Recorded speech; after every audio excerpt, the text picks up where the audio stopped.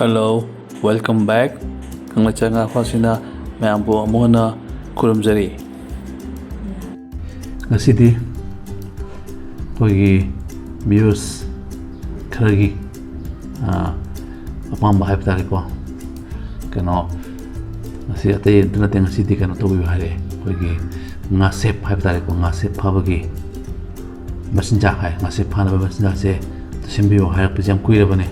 aina simge dhaga simbi de lere do ngasidi ngasep phana bagi messenger do soina simjara ke ko ngasidi ngasep phabagi messenger se kano hatar kogi magic ki type ta oi ko maje tungale maje tan मैं आते ही मैं आगे मानता बचता है कहीं और ही मोड़ माजे में से पापा जी तंग कोई मैं आमने फाना रिबन आई ना आंधे की उलाई वो मैं आमने को देखना सीखती अतिने खेलना रहने को आगे से पापा कहते अदने आगे बजे आते किसने ते बजे एनर्जी स्क्रीन दो ले पिक्चर से सी बने आगे पर से सी आगे से मतोग्राम न पाए देखी माजे कमाई तरोगा कोई मशीन आगे पाम बनी को करने है बदल की मागी पाम बतून है कोई ना सिम जगह तो इसको पिक्चर जिंग व्यू सिने ngasep aja ngasep sistem makal jam jam eko ngasep ta makal le re और ये मैंने बोले बंगा सेब ना ngasep अम्मनी मपान ले बंगा सेब सुंगा सेब नी मसक माना bu माना दबा आरांग बलांग दो मैं अम्म ले को दो मुझे दारा मतनी ना हाई पैसेंजर से तुम पाम ना दो ना ये जी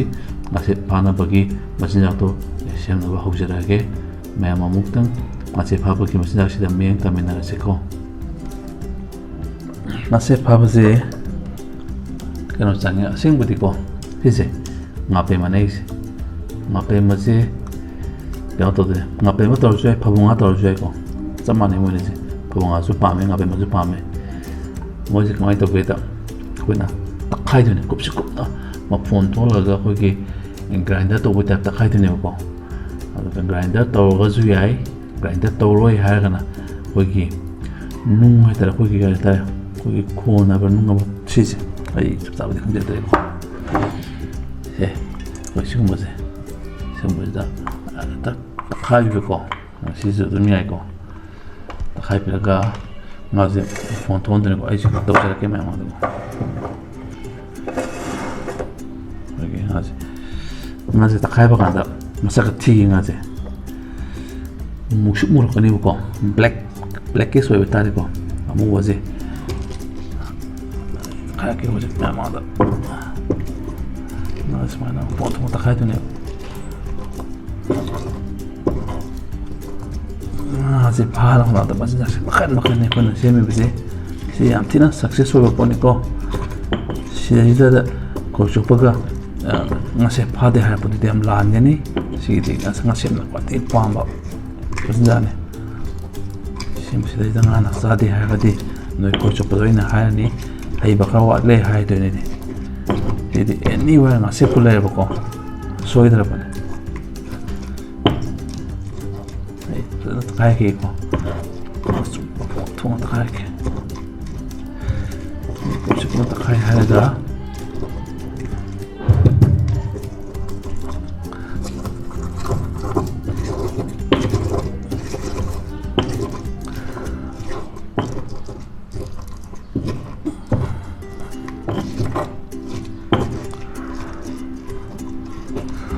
cái nung gì khác pick cái tiết thuốc rồi đấy cho đi có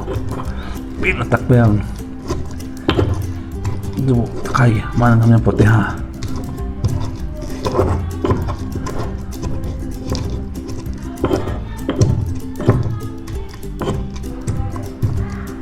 thì chứ xin một đi hả mana xuống đi phải anh grinder tao có tắc hai đi có để start on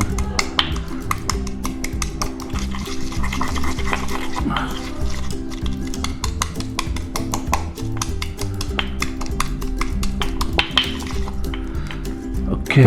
jadi aku pati aiko, ya zo, koi, masih lagi sih, sih,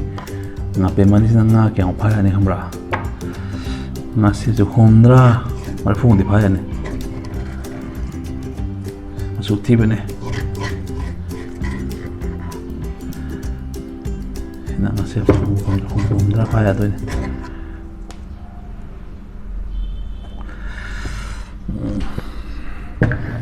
ꯈꯨꯔꯥꯝꯗꯣꯛꯑꯦ ꯈꯨꯔꯥꯝꯗꯣꯛ ꯃꯇꯨꯡꯗ ꯁꯨꯃꯥꯏꯅ ꯂꯩꯔꯦꯀꯣ ꯄꯣꯠꯁꯦ ꯁꯠ ꯌꯥꯝ ꯊꯤꯕꯅꯦ ꯃꯥꯁꯤꯗꯣ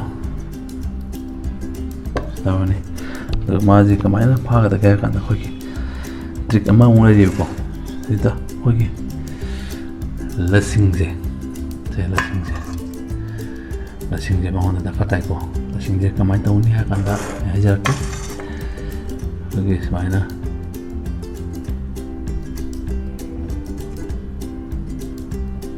ꯃꯇꯨꯡ ꯇꯥꯕꯤꯌꯨ ꯀꯟꯅ ꯇꯥꯕ ꯌꯥꯗꯦꯀꯣ ꯆꯥꯡ ꯑꯃ ꯇꯥꯕꯤꯌꯨꯀꯣ ꯃꯇꯨꯡ ꯇꯥꯕꯤꯕ ꯂꯁꯤꯡꯁꯦ ꯑꯩ ꯈꯔ ꯌꯥꯝ ꯇꯥꯔꯛꯀꯦ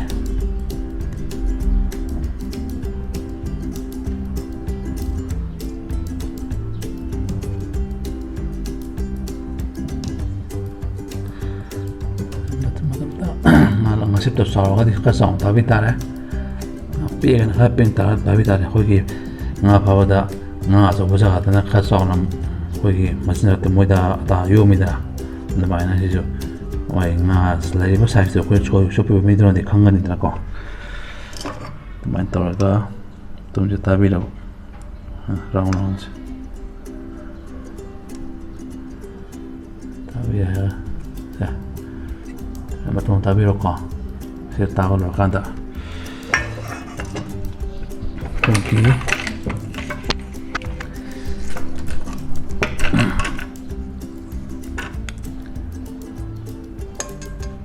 ꯑꯩꯈꯣꯏꯁꯦ ꯁꯤꯡꯒꯜ ꯀꯣꯏ ꯑꯣꯏꯔꯒꯅ ꯁꯤꯡꯒꯜ ꯀꯣꯏ ꯑꯣꯏꯔꯁꯨ ꯌꯥꯏꯀꯣ ꯑꯗꯒꯤ ꯗꯕꯜ ꯑꯣꯏꯒꯦꯔꯥ ꯇ꯭ꯔꯤꯄꯜ ꯑꯣꯏꯒꯦꯔꯥ ꯑꯗꯨꯕꯨꯗꯤ ꯑꯩꯈꯣꯏꯒꯤ ꯗꯔꯀꯥꯔꯗꯨꯒꯤ ꯃꯈꯥ ꯄꯣꯜꯂꯦꯀꯣ ꯌꯥꯔꯒꯗꯤ ꯈꯣꯏꯁꯤꯗ ꯁꯤꯗꯒꯤ ꯃꯄꯥꯟꯗ ꯑꯩꯒꯤ ꯈꯣꯏꯁꯦ ꯁꯤꯗ ꯄꯟꯅꯕꯁꯦ ꯌꯥꯎꯗꯦꯀꯣ ꯌꯥꯔꯒꯗꯤ ꯁꯤꯗ ꯄꯟꯅꯕ ꯌꯥꯎꯕꯗꯣ ꯍꯨꯛ ꯌꯥꯎꯕꯗꯣ ꯑꯗꯨ ꯇꯧꯕꯤꯒꯗꯕꯅꯤꯀꯣ ꯑꯗꯨꯗꯨꯅ ꯅꯨꯡꯉꯥꯏꯕ ꯍꯦꯜꯂꯦ ꯑꯗꯒꯤ ꯃꯇꯨꯝꯁꯦ ꯁꯨꯃꯥꯏꯅ ꯇꯧꯕꯤꯔꯒ ꯂꯦꯡꯁꯤꯟꯕꯤꯌꯨ ꯂꯦꯡꯁꯤꯟꯕꯁꯦ ꯌꯥꯝ ꯇꯥꯏꯠ ꯂꯦꯡꯁꯤꯟꯕ ꯌꯥꯗꯦꯀꯣ ꯀꯣꯝꯂꯞꯅ ꯌꯥꯝꯅ ꯁꯣꯐ ꯑꯣꯏꯅ ꯆꯪꯍꯟꯕꯤꯌꯨꯀꯣ ꯁꯨꯃꯥꯏꯅ ꯂꯦꯡꯁꯤꯟꯕꯤꯔꯦꯗꯅꯀꯣ ꯂꯦꯡꯁꯤꯜꯂꯒ ꯑꯩꯈꯣꯏꯒꯤ ꯀꯟꯅ ꯄꯥꯏꯁꯟꯕꯤꯌꯨ ꯃꯥꯁꯦ ꯈꯔ ꯄꯤꯛꯍꯟꯕꯤꯌꯨ ꯍꯥꯏꯇꯥꯔꯦꯀꯣ ꯄꯥꯏꯁꯟꯕꯤꯌꯨ ꯄꯥꯏꯁꯜꯂꯒ ꯈꯤꯇꯪ ꯂꯩꯕꯤꯌꯨ ꯎꯔ ꯂꯩꯕꯤꯌꯨ ꯈꯔ ꯅꯞꯅꯕ ꯉꯁꯥꯏꯒꯤ ꯃꯥꯒꯤ ꯍꯨꯛꯇꯨꯗ ꯀꯣꯆꯤꯗꯨꯗ ꯄꯟꯅꯕꯀꯣ ꯇꯧꯕꯤꯔꯒ ꯉꯁꯥꯏꯒꯤ ꯑꯩꯈꯣꯏꯅ ꯁꯦꯝꯃꯤꯕ ꯀꯩꯅꯣꯁꯦ ꯉꯥ ꯑꯇꯣꯏꯕꯁꯦ ꯁꯤꯗ ꯂꯨꯞꯄꯁꯦ ꯑꯩꯈꯣꯏ ꯆꯩ ꯑꯃ ꯄꯥꯏꯕꯤꯔꯒꯀꯣ ꯂꯨꯞꯁꯟꯕꯤꯌꯨ ꯇꯩꯁꯟꯕꯤꯕ ꯍꯥꯏꯇꯥꯔꯦꯀꯣ ꯃꯥꯒꯤ ꯃꯆꯨꯝꯁꯦ ꯇꯩꯍꯟꯕꯤꯌꯨ ꯇꯩꯍꯟꯕꯤꯔꯦꯅꯀꯣ ꯉꯥꯁꯤꯡꯁꯦ ꯉꯁꯥꯏ ꯉꯥꯗꯨꯅ ꯆꯣꯠꯂꯒ ꯃꯅꯝ ꯅꯝꯍꯜꯂꯕꯅꯤꯀꯣ ꯑꯗꯨꯒ ꯂꯪꯗꯕꯤꯔꯣ ꯑꯗꯨꯒ ꯇꯁꯦꯡꯅ ꯉꯥꯁꯤꯞ ꯂꯩꯕ ꯖꯒꯥꯗ ꯂꯪꯗꯕꯤꯔꯕ ꯁꯤ ꯄꯣꯠꯁꯦꯀꯣ ꯀꯌꯥꯝ ꯊꯤꯅ ꯐꯥꯒꯦ ꯌꯦꯡꯉꯣ ꯇꯞ ꯂꯥꯛꯄꯅꯤꯀꯣ ꯁꯤꯃꯗꯤ ꯐꯖꯅ ꯑꯦꯅꯤ ꯈꯣꯏ ꯆꯣꯞꯄ ꯍꯩꯇꯕ ꯃꯤ ꯑꯃꯁꯨ ꯑꯗꯨꯝ ꯉꯥ ꯐꯥꯔꯅꯤ ꯃꯁꯤꯗ ꯌꯥꯝ ꯄꯥꯝꯅ ꯆꯥꯕꯅꯤ ꯑꯗꯨꯗ ꯁꯄꯣꯁ ꯀꯔꯤꯒꯨꯝꯕ ꯉꯥ ꯄꯦꯝꯃꯁꯦ ꯂꯩꯇ꯭ꯔꯦ ꯑꯦꯕꯥꯏꯂꯦꯕꯜ ꯑꯣꯏꯗ꯭ꯔꯦ ꯍꯥꯏ ꯇꯥꯔꯒꯗꯤ ꯑꯩꯈꯣꯏ ꯐꯕꯨꯡꯉꯥꯁꯨ ꯌꯥꯝ ꯄꯥꯝꯃꯤꯀꯣ ꯑꯩꯒꯤ ꯋꯥꯈꯜꯗꯤ ꯐꯕꯨꯡꯉꯥꯅꯕꯨ ꯌꯥꯝ ꯄꯥꯝꯕꯅꯦ ꯑꯩ ꯐꯕꯨꯡꯉꯥ ꯂꯩꯇꯕꯒꯤ ꯉꯥ ꯄꯦꯝꯃ ꯇꯧꯕꯅꯦꯀꯣ ꯐꯕꯨꯡꯉꯥ ꯁꯨꯞꯅꯒꯤ ꯐꯕꯨꯡꯉꯥ ꯑꯅꯤꯅ ꯉꯥꯁꯦꯞꯁꯦ ꯅꯤꯐꯨ ꯍꯨꯝꯗ꯭ꯔꯥ ꯌꯥꯡꯈꯩ ꯍꯨꯝꯐꯨ ꯐꯥꯕ ꯌꯥꯕꯅꯤ ꯁꯨꯃꯥꯏꯅ ꯇꯧꯕꯤꯔꯒ ꯊꯥꯗꯔꯅꯤ ꯐꯥꯔꯀꯥꯟꯗ ꯉꯥꯗꯨꯅ ꯀꯩꯒꯨꯝꯕ ꯂꯧꯊꯣꯛꯄ ꯀꯥꯟꯗ ꯂꯁꯤꯡꯁꯦ ꯑꯃꯨꯛ ꯂꯦꯝꯍꯧ ꯇꯥꯔꯒꯗꯤ ꯁꯦꯝ ꯂꯁꯤꯡꯁꯤꯗ ꯉꯁꯥꯏꯒꯤ ꯃꯆꯤꯟꯖꯥꯛꯁꯦ ꯑꯃꯨꯛꯁꯨ ꯂꯨꯞꯄꯤꯔꯒ ꯑꯃꯨꯛꯁꯨ ꯑꯗꯨꯝ ꯊꯥꯕꯤꯌꯨ ꯑꯗꯨꯝ ꯌꯥꯅꯤ ꯑꯗꯨꯝ ꯊꯥꯔꯤ ꯈꯨꯗꯤꯡꯒꯤ ꯃꯥꯁꯦ ꯑꯗꯨꯝ ꯂꯨꯞꯄ ꯇꯥꯔꯦꯀꯣ ꯑꯩꯈꯣꯏꯒꯤ ꯈꯣꯏꯆꯥꯛ ꯍꯥꯞꯄꯒꯤ ꯇꯥꯏꯞꯇ ꯁꯤꯁꯨ ꯈꯣꯏꯆꯥꯛ ꯑꯃꯅꯤꯅꯀꯣ ꯁꯤꯗ ꯂꯨꯞꯄꯒ ꯑꯗꯨꯝ ꯇꯣꯏꯅ ꯊꯥꯕꯤꯕ ꯐꯖꯅ ꯐꯥꯒꯗꯧꯕꯅꯦ ꯌꯦꯡꯕꯤꯌꯨ ꯁꯤꯁꯦ ꯉꯥꯁꯦꯞꯅ ꯌꯥꯝꯅ ꯄꯥꯝꯕ ꯑꯗꯨꯒꯨꯝꯕ ꯃꯆꯥꯛ ꯑꯃꯅꯤꯁꯦ ꯑꯗꯨꯒ ꯑꯩꯅ ꯌꯥꯝꯅ ꯉꯛꯄ ꯑꯃꯗꯤ ꯂꯩ ꯑꯩꯒꯤ ꯆꯦꯅꯦꯜꯁꯦ ꯑꯩ ꯆꯦꯅꯦꯜꯁꯦ ꯌꯦꯡꯕ ꯃꯤꯁꯦ ꯑꯗꯨꯛ ꯌꯥꯝꯃꯦꯀꯣ ꯌꯥꯝꯃꯒ ꯁꯕꯁꯀ꯭ꯔꯥꯏꯕ ꯇꯧꯕꯒ ꯆꯦꯅꯦꯜ ꯁꯕꯁꯀ꯭ꯔꯥꯏꯕ ꯇꯧꯗꯕꯒ ꯈꯦꯠꯅꯕ ꯑꯅꯤꯁꯦ ꯑꯝꯇ ꯌꯦꯡꯉꯨꯅꯦ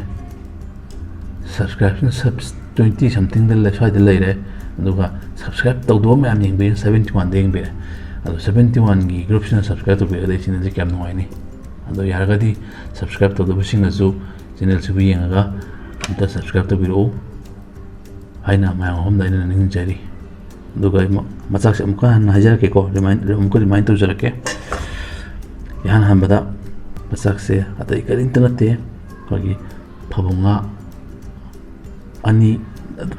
hai ro phabunga tu aina chopi ba jaga tu ki daka pole ngayam la yaga de phabunga mari manga tok tare atai dam phabunga ani hai ge example phabunga ani atraga mape ani pazana na phone tana chop sugai bi bu ko takai bi ro takai ma phone thwe sida gen thok pe ko sida phone thok tri ai camera ma da lei ben nem phana pe na tak pe ngam jeta phana ma phone be heraga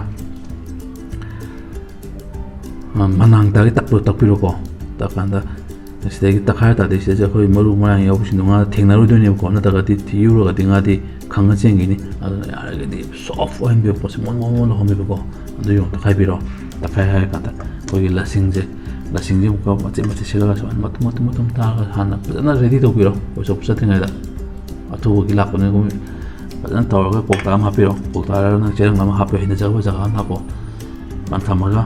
nga je ta nga je gi pa ta na phana ko sa panu na bo sembi hana lo ma ko ready ta do ga hana da sing do sida ha pe ha ga sa gi na to lo pa ga magi process so na ba namjan bi ko sai ra ko ki yo la na pa ma kulai am da namjan bi ro duga si process tha bi ro aduna masi je mam ta try to bi ro mam na nga sep ke ayon da yam na hang je bani nga sep ina ko nga sep to sini am special we bani am na rare we bani si process min to to ngoda bani ado si taro gam tingin bi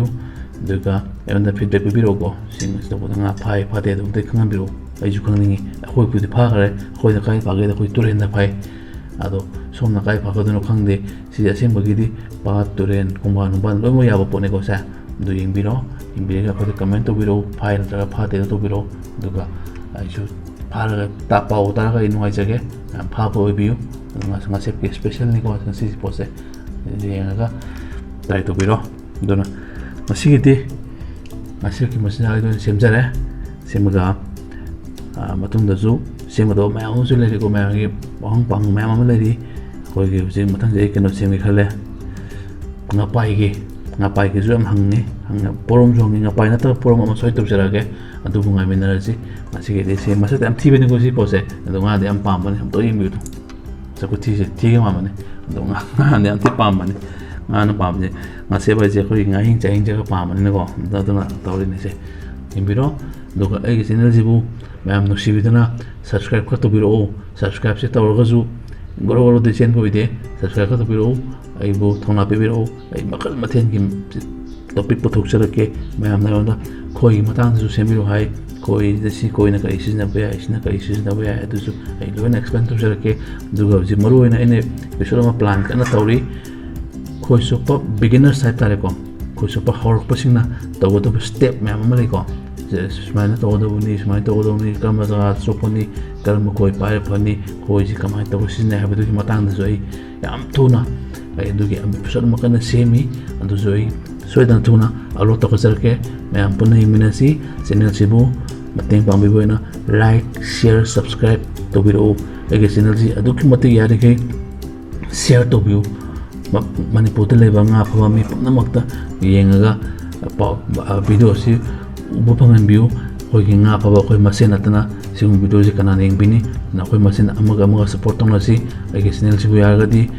mapam pudi mota yong na bagi de mota koi nga mi sing na share to bidna ko so partition na share to bidna ko so pa koi ankle koi partition na share to bidna yo ham bidra ga di film sa na laga ying bige da bu te koi sing mo channel si di adana mayam boina am kana jari like share to ko bi ganu subscribe to ko bi ganu mayam boina mukana noluna kurumjari adana ngasi ko ndi watang losin jarage efforse kang lai changa fase